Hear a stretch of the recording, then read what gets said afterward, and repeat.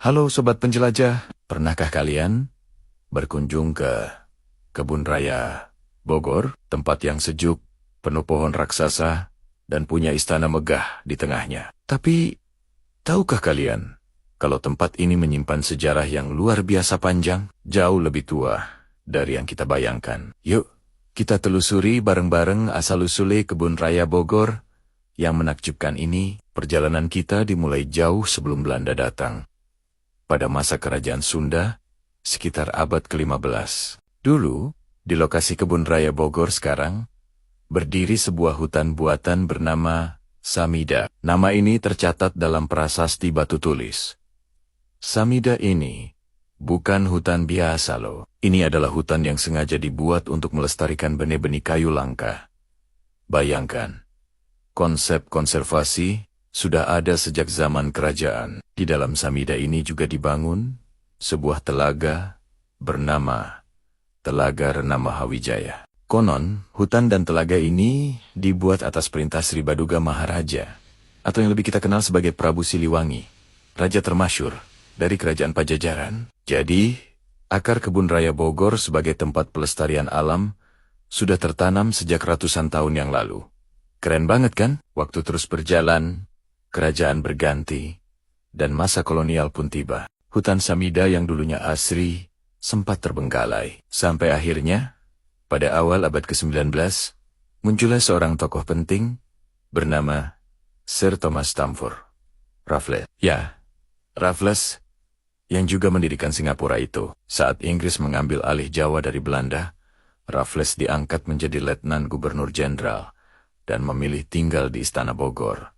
Istrinya, Olivia Mariamne, adalah seorang pecinta botani dan keindahan alam. Raffles pun terinspirasi untuk menata kembali halaman Istana Bogor yang luas menjadi sebuah taman bergaya Inggris yang indah. Visi Raffles ini menjadi cikal bakal penting bagi lahirnya sebuah kebun raya modern. Sayangnya, Raffles tidak sempat menyelesaikan proyek besarnya karena masa pemerintahan Inggris di Jawa berakhir singkat. Nah, disinilah babak baru dimulai. Setelah Belanda kembali berkuasa, seorang ilmuwan botani jenius asal Jerman bernama Caspar Georg Karl Reinwarth datang ke Jawa. Reinwarth punya mimpi besar. Dia tidak hanya ingin membuat taman yang indah, tapi juga sebuah pusat penelitian botani kelas dunia. Dia melihat potensi luar biasa dari sisa taman yang dirintis Raffles dan lokasi bekas hutan Samida. Reinwarth kemudian mengajukan proposal kepada Gubernur Jenderal saat itu, Keina P.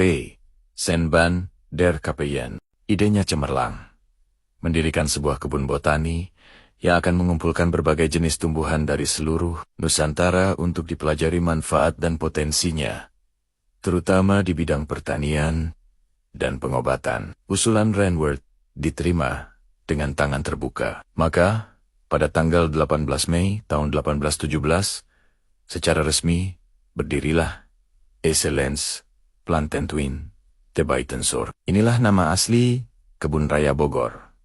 Tanggal ini kita peringati setiap tahun sebagai hari ulang tahun Kebun Raya Bogor. Reinwarth menjadi direktur pertamanya. Di bawah kepemimpinannya, ribuan bibit tanaman dari berbagai penjuru, seperti Maluku, Sumatera, dan daerah lainnya, mulai didatangkan dan ditanam di Bogor.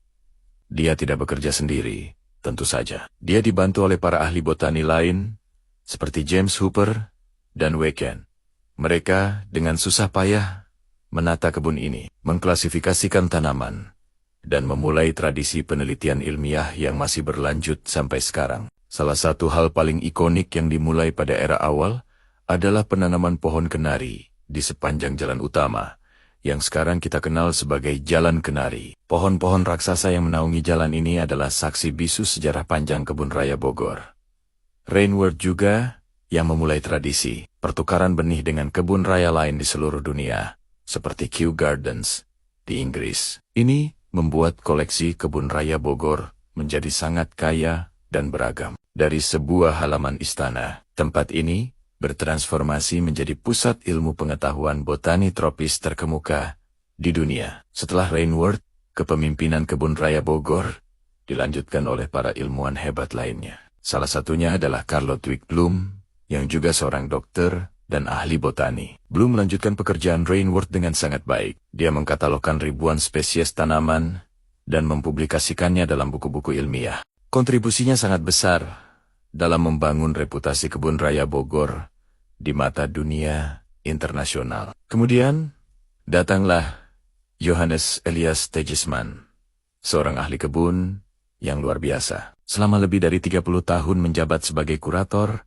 Tegisman mengubah wajah Kebun Raya Bogor secara drastis. Dia menata ulang koleksi tanaman berdasarkan kelompok familinya. Sebuah sistem yang masih bisa kita lihat jejaknya hingga hari ini. Dia juga yang memperkenalkan banyak tanaman penting ke Indonesia, termasuk kelapa sawit yang bibitnya pertama kali ditanam di sini. Bicara soal ikon, kita tidak boleh lupa dengan bunga bangkai raksasa Amorphiphilus Titnum. Bunga ini pertama kali ditemukan di Sumatera, dan spesimennya berhasil ditanam dan berbunga untuk pertama kalinya di dunia di Kebun Raya Bogor pada tahun ke-1889.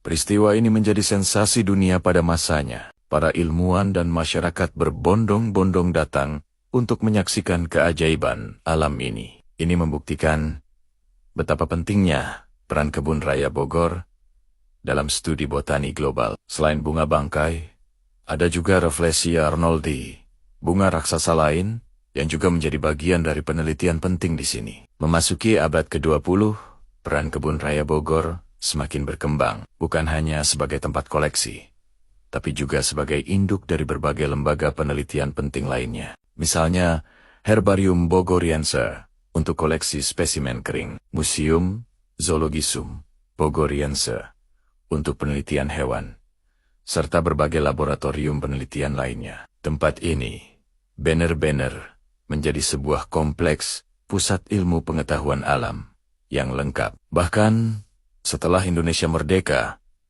namanya diubah menjadi Kebun Raya Indonesia, dan fungsinya sebagai pusat konservasi dan penelitian terus dipertahankan dan dikembangkan oleh para ilmuwan Indonesia. Sekarang, saat kita berjalan-jalan di bawah rimbunnya pepohonan, kita tidak hanya menikmati udara segar atau pemandangan indah, kita sedang berjalan di atas lapisan sejarah yang sangat tebal. Dari hutan suci Kerajaan Sunda, Taman Impian Raffles, pusat penelitian botani kelas dunia yang dirintis Reinwarth, hingga menjadi paru-paru kota dan pusat konservasi kebanggaan bangsa. Setiap sudut Kebun Raya Bogor punya cerita. Pohon-pohon tua itu adalah penjaga memori, dan koleksi tanamannya adalah warisan tak ternilai bagi masa depan. Jadi, lain kali kalian ke Bogor, coba lihat Kebun Raya dengan cara yang berbeda. Rasakan jejak sejarahnya. Bayangkan bagaimana para ilmuwan terdahulu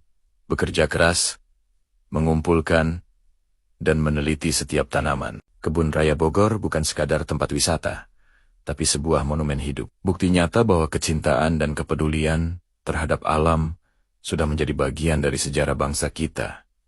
Sejak dulu, semoga cerita ini membuat kunjungan kalian berikutnya menjadi lebih bermakna. Terima kasih sudah menyimak perjalanan sejarah ini. Jangan lupa untuk like, komen, dan subscribe, agar kita bisa terus menjelajahi cerita-cerita menarik lainnya bersama. Sampai jumpa di video berikutnya.